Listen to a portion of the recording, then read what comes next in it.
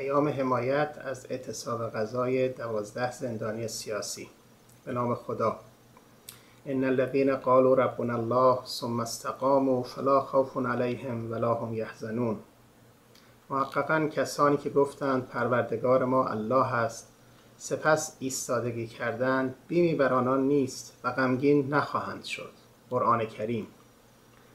12 زندان سیاسی زندان اوین به نامهای بهمن احمدی عمویی، حسن اسدی زیدآبادی، عمادالدین باقی، عماد بهاور، قربان بهزادیان نژاد، محمد داوری، امیر خسرو دلیرسانی، فیض الله عرب سرخی، ابوالفضل قدیانی، محمد جواد مظفر، محمد رضا مقیسه و عبدالله مؤمنی از روز شنبه 28 خرداد 1390 در اعتراض به شهادت 2 زندانی سیاسی دیگر، هاله صحابی و هدی صابر، دست به اعتصاب غذا زدند.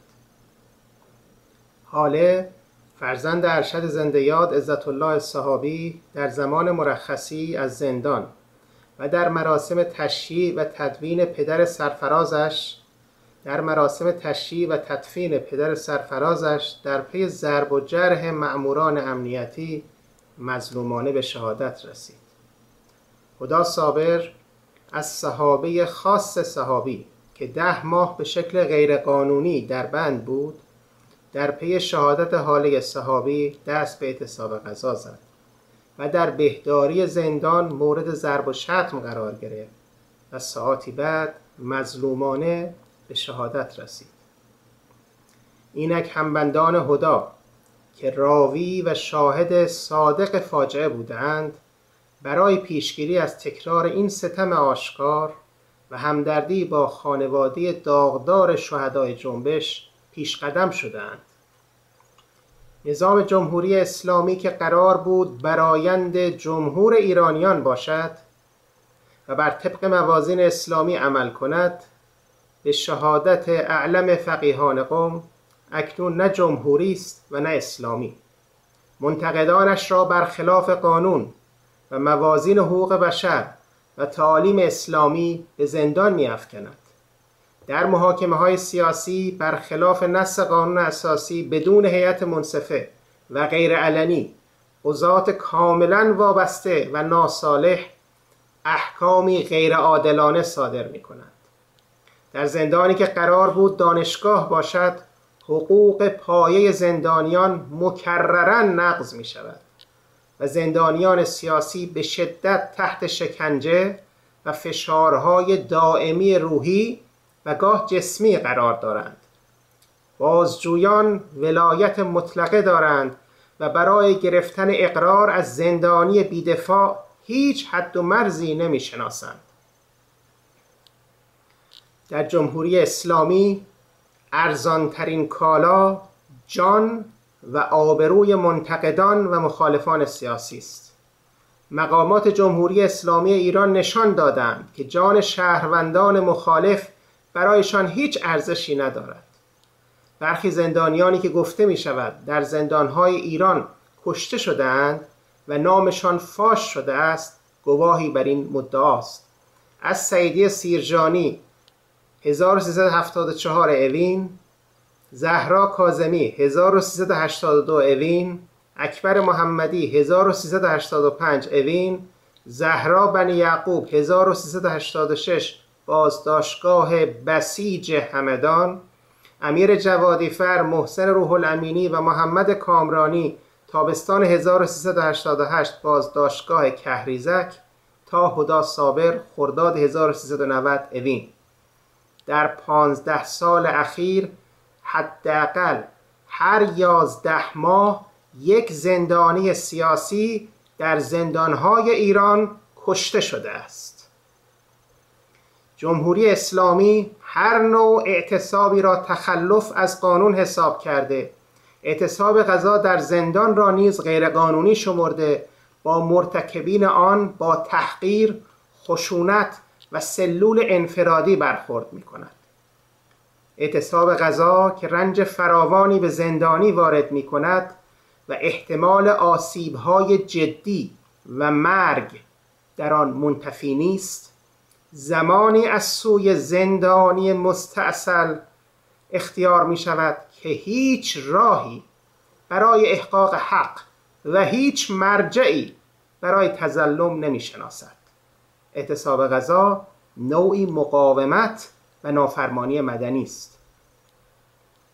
خانواده زندانیان سیاسی و ملت ایران در اعتصاب غذا آشکارا نگران جان عزیزانشان هستند و نگرانیشان نیز کاملا بجاست. سن شماری از آنها بالاتر از 50 سال است و برخی از آنها از بیماری قلبی رنج میبرند. خانواده‌ها به حق نگرانند مبادا بیگناه دیگری بر خیل شهیدان افزوده شود. چه بسا گفته شود حفظ جان واجب است و نباید خود را با دست خود به مهلکه انداخت. آری، نمیتوانیم کسی را به اعتصاب غذا تشویق کنیم. این یک انتخاب ویژه در شرایط خاص است. اما اگر زندانی به این نقطه رسید که بین سلامتی و زندگی از یک سو و آرمانی بزرگتر و ارزشمندتر از جانش انتخاب کند، باید به انتخابش احترام گذاشت. او در واقع بین مهم و اهم را انتخاب کرده است و اگر اعتصاب غذا در رسیدن به این اهم تأثیر دارد و راه‌های کم خطرتر به نتیجه نمی رسد، دشوار بتوان از آن نهی کرد. همه سخن در اهمیت مقصود و میزان تأثیر فعل و به نتیجه نرسیدن راه‌های ساده تر است.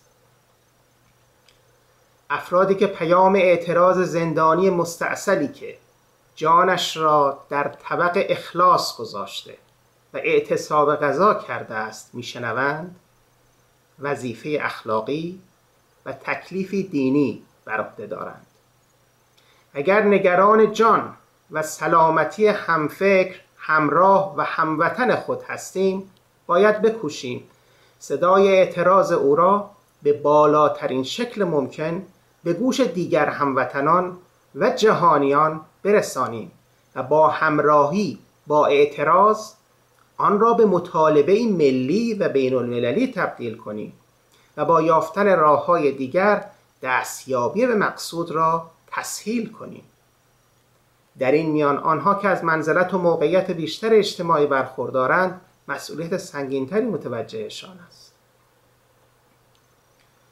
من اکثر این 12 زندانی رشید را از نزدیک میشناسم و اعتراضشان را کاملا بر حق و اعلام خطرشان را 100% به جا ارزیابی میکنم و به حمایت از آنها از امروز تا هر زمان که آنها در اعتصاب غذا و روزه سیاسی باشند شخصا روزه میگیرم و میکوشم از هر طریق موجه برای به کرسی نشاندن مطالبه بر حق این زندانیان آزاده سبز استفاده کنم.